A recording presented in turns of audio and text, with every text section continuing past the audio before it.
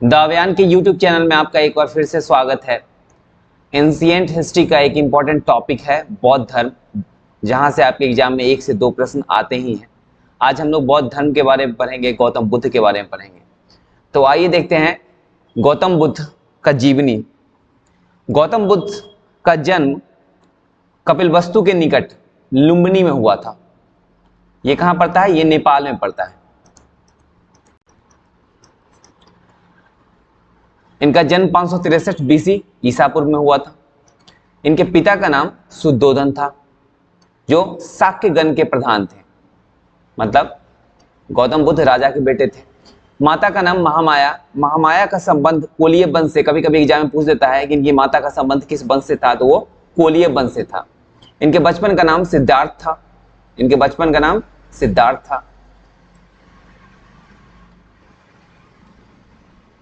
सिद्धार्थ। पत्नी यशोधरा, जो शाक्य कुल से संबंधित थी। इनके पुत्र का नाम राहुल था और इनकी मौसी प्रजापति गौतमी।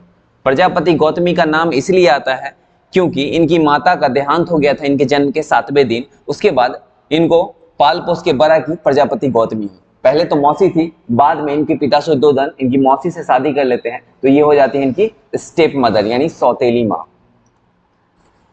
तो आपके एग्जाम में आता है सौतेली माँ या मौसी, तो कौन थी? प्रजापति गौतमी थी।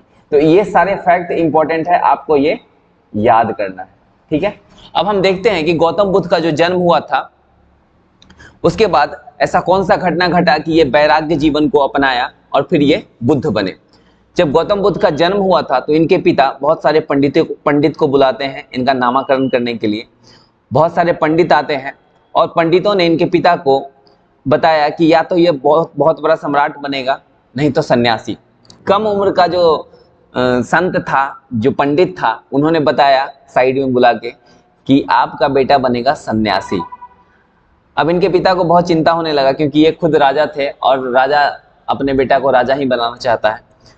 समस्या इनके सामने था, तो इस समस्या का समाधान भी उस पंडित से पूछा, तो पंडित ने बताया कि इनको किसी भी तरह का दुख और तकलीफ का आभास नहीं होना चाहिए। जिस दिन इनको तकलीफ का आभास हो जाएगा, ये वैराग्य जीवन की ओर निकल पड़ेंगे। तो इनके लिए इनके बचपन से ही बहुत सारा व्यवस्था किया गया, अलग अलग महल बनाया गया, अलग अलग ऋतुओं में अलग अलग महल में रखा गया। इनके गार्डन को इतना ज़्यादा साफ सुथरा रखा जाता था कि एक पत्ता भी गिरा हुआ पेड़ से नहीं दिखाई देता था। लेकिन धीरे धीरे इनके अंदर वैराग्य उत्पन्न होना शुरू हुआ। इनको मजा नहीं आ रहा था जिंदगी जीने में। फिर 16 वर्ष की अवस्था में इनकी शादी करा दी जाती है। किससे? यशोधरा से। बहुत ही खूबसूरत थी यशोधरा। अब ये अपने दाम्पत्य जीवन में उलझ पड़े थे, लेकिन फिर भी इनको मजा नहीं आ रहा था। एक दिन का घटना है, ये निकल पड़े सैर पे, और जब ये सैर पे निकलते हैं तो ये 4 दृश्य देखते हैं और जो इनको प्रभावित किया। पहला, वृद्ध व्यक्ति। इन्होंने कभी बूढ़ा आदमी देखा नहीं था। अब वृद्ध व्यक्ति को देख करके अपने सारथी से पूछते हैं कि ये कौन है, तो इनको बताया गया कि ये बूढ़ा हो चुका है, ये बूढ़ा हो चुका है।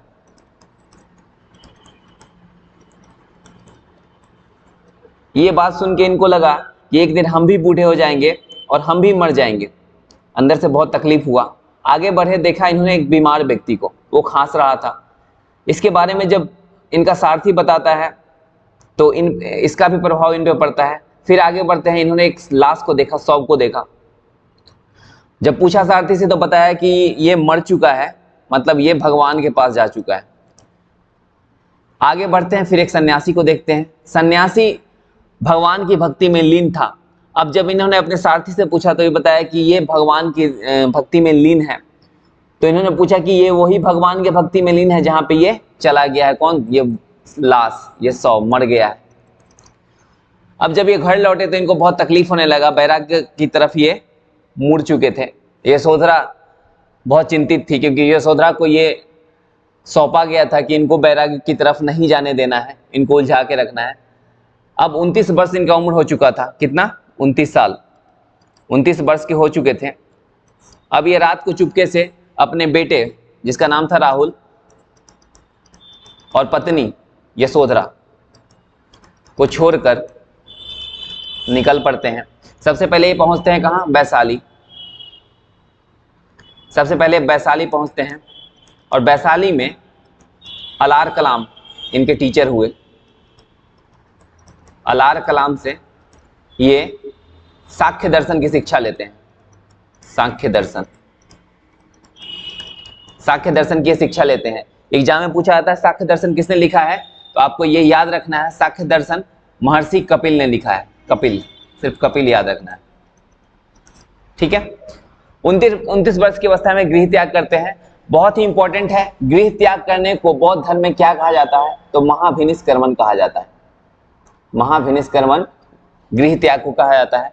6 वर्ष की कठिन तपस्या के बाद 35 वर्ष की अवस्था में वैशाख पूर्णिमा की रात्रि को, जो अभी वर्तमान बोध गया में पड़ता है, कौन से तट, निरंजना नदी के तट पे ये स्थित है। निरंजना को फाल्गु नदी भी कहा जाता है। आपके एग्जाम में अगर फाल्गु दे दे तो घबराना नहीं है।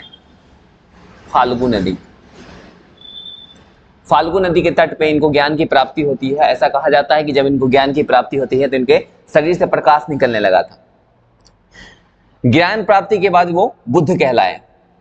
मतलब सिद्धार्थ बचपन का नाम, बाद में ये बन जाते हैं गौतम बुद्ध। जब ज्ञान की प्राप्ति होती है तो ये बुद्ध कहलाए। गौतम बुद्ध का और भी नाम है जो आपको एग्जाम में पूछा जाता है। एक है तथागत, एक है शाक्य मुनि, ठीक है। शाक्य वंश से थे इसलिए इनको शाक्य मुनि कहा जाता था।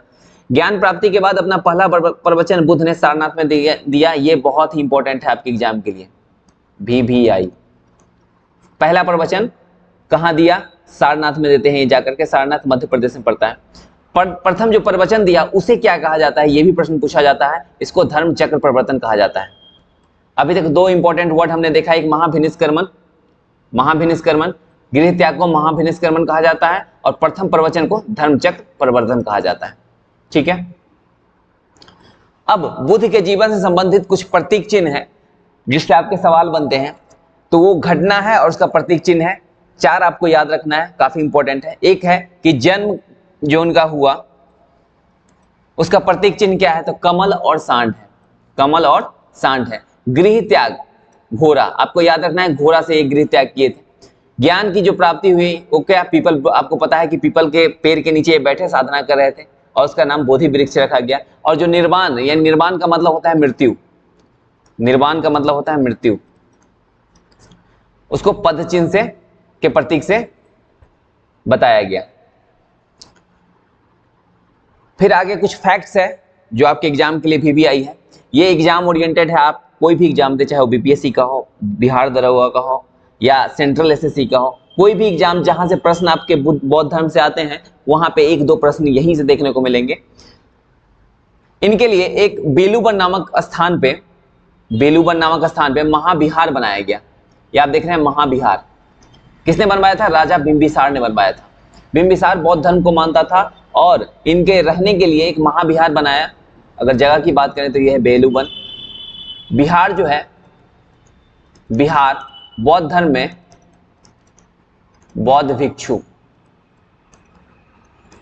के रहने की जगह को बुलाता है, की जगह।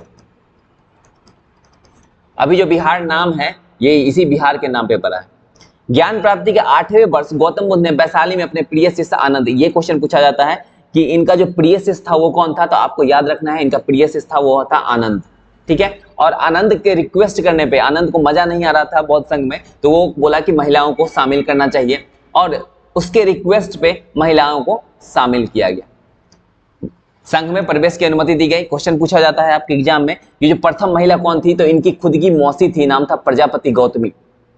प्रजापति गौतमी इनकी मौसी थी, उन्हीं को शामिल किया गया सबसे पहली बार महिला को, ठीक है। बुद्ध का जो चचेरा भाई था देवदत्त, देवदत्त इनका विरोधी था। वो चाहता था कि गौतम बुद्ध को निपटा के खुद जो है हेड ऑफ द डिपार्टमेंट बन जाए बौद्ध संघ का। बुद्ध ने अपना अंतिम वर्षा ऋतु, ये भी सवाल पूछा जाता है कि बुद्ध ने अपना अंतिम वर्षा ऋतु कहाँ बिताया, तो वो वैशाली में बिताया। उसके बाद गौतम बुद्ध की मृत्यु 483 BC कुशीनगर में हुआ था। VVI है, बहुत इंपॉर्टेंट है, ये याद रखना है कहाँ हुआ था। गौतम बुद्ध की या तो पूछ देगा कि कब हुआ था 483 BC में, दूसरा जगह पूछ दे तो कुशीनगर में हुआ था। अपना अंतिम उपदेश बुद्ध ने सुभद्र नामक शिष्य को दिया। ये पावापुरी आते हैं गौतम बुद्ध धर्म प्रचार के लिए। वहां पे एक इनका शिष्य था जिसका नाम था चुंद। ये लोहार जाति का था, लोहार जाति का। का था, यहाँ पे इन्होंने खाना खाया और यहाँ पे इनको हो जाता है अतिसार, रक्त अतिसार, अतिसार, और रक्त अतिसार हो गया। उसके बाद ये कुशीनगर के लिए निकल पड़ते हैं। वहां पे सुभद नामक शिष्य को अंतिम शिक्षा दिए और उसके बाद इनकी मृत्यु हो जाती है। बुद्ध की मृत्यु को, ये भी इंपॉर्टेंट है आपके, महापरिनिर्वाण कहा जाता है। 3 वर्ड आपको ध्यान में रखना है, एक महापरिनिर्वाण, एक महाभिनिष्क्रमण और एक धर्मचक्र प्रवर्तन। बौद्ध धर्म के त्रिरत्न एग्जाम में पूछे जाते हैं, बुद्ध, धम्म और संघ। बुद्धम शरणम गच्छामि, धम्मम शरणम गच्छामि और संघम शरणम गच्छामि। उसके बाद 3 वर्ड है, ये भी आपको ध्यान रखना है, ये है चैत्य। बौद्ध धर्म में जब कोई मर जाता है तो उसके चिता के ऊपर एक प्लेस बनाया जाता है। ओवरऑल हम कहें तो जैसे उसके ऊपर एक छोटा सा मंदिर बना दिया जाता है, इसी को चैत्य बोला जाता है, मतलब पूजा स्थल है, ये पूजा स्थल चैत्य बोला जाता है। स्तूप की बात करें तो इसी चैत्य के ऊपर एक महल बनाया जाता है, गोल गुंबज टाइप, वो होता है मेरा स्तूप, ठीक है। और बिहार इसी के बगल में बनाया जाता है, बिहार, जो बौद्ध भिक्षु के रहने का स्थान है, जो पहले हम बता चुके हैं, ठीक है। बुद्ध के महापरिनिर्वाण यानी बुद्ध की मृत्यु हो जाती है, उसके पश्चात इनका जो भी इन्होंने शिक्षा दिया था उसको संकलित किया गया और उसको 3 भागों में बांटा गया। वो 3 क्या है? विनय पिटक, सुत्त पिटक और अधिधम्म पिटक। सवाल ये पूछा जाता है कि सुत्त पिटक किससे संबंधित है? बौद्ध धर्म से, जैन धर्म से, ठीक है। आपको ध्यान रखना है कि ये बौद्ध धर्म से संबंधित है, ये तीनों में से कोई भी एक पूछा जा सकता है, विनय पिटक, सुत्त पिटक और अधिधम्म पिटक। और जो सबसे ज्यादा इंपॉर्टेंट है वो है हमारा बौद्ध संगति। हमको देखना है कि 4 बौद्ध संगति होता है, कहां हुआ था और उस समय राजा कौन था, अध्यक्ष कौन था और किस स्थान पे हुआ था। पहला जो बौद्ध संगति होता है वो 483 बीसी में होता है, ठीक है। हुआ कहां था? ये राजगिर में हुआ था, राजगिर में होता है। इसके जो अध्यक्ष थे वो महाकश्यप थे, याद रखना है। और उस समय जो शासक था वो अजातशत्रु था, ठीक है। द्वितीय बौद्ध संगति 100 साल बाद होता है, 383 बीसी में। कहां हुआ? ये वैशाली में होता है। इसके अध्यक्ष थे सुबुकामी और शासक उस समय तो था कालाशोक, ठीक है। उसके बाद तृतीय जो बौद्ध संगति हुआ वो 255 बीसी में होता है, पाटलिपुत्रा में होता है जगह का नाम, ठीक है। अध्यक्ष उस समय मेघालीपुत्र तिस्स थे, मेघालीपुत्र तिस्स। शासक उस समय अशोक हुआ करता था, यानी अशोक के शासनकाल में पाटलिपुत्रा में तृतीय बौद्ध संगति होता है। चतुर्थ बौद्ध संगति होता है 1वीं शताब्दी में, जगह है कुंडलवन, ये कश्मीर में पड़ता है।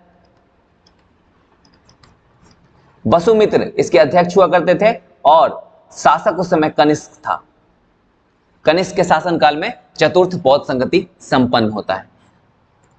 गौतम बुद्ध को लाइट ऑफ एशिया भी कहा जाता है, light of Asia, Asia Gautam Buddha को बोला जाता है,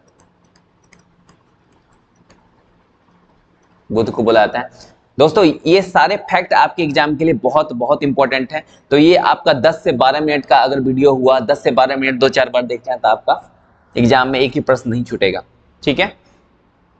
फिर हम लोग मिलते हैं किसी नेक्स्ट वीडियो में, किसी नेक्स्ट। एंशिएंट हिस्ट्री अभी शुरू की है तो एंशिएंट हिस्ट्री ही कंप्लीट करेंगे पहले, उसके बाद मेडाइवल, उसके बाद फिर मॉडर्न।